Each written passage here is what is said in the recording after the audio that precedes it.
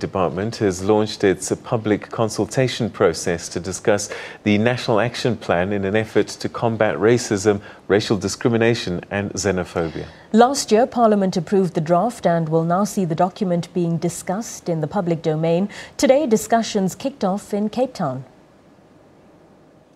Efforts are underway by government and civil society to try and stop the scourge of racism, a platform for both parties to find solutions. This as incidents of racial intolerance continue to play out in the public domain.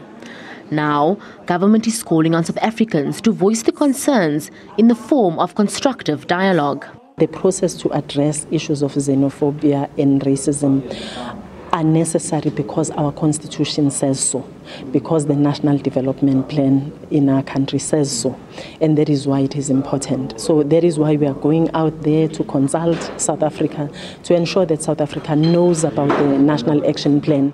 Humanitarian organizations are using this platform to voice their concerns.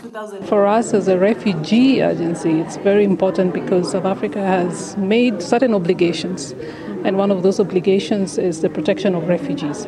We find that refugees have suffered consequences as a result of intolerance. Coming from the European Union, where we see now the challenges related to the growing racism tendencies all around the world, and in Europe, unfortunately, these challenges also exist. We are particularly interested to learn and to exchange experiences. The series of discussions will be concluded by the end of June.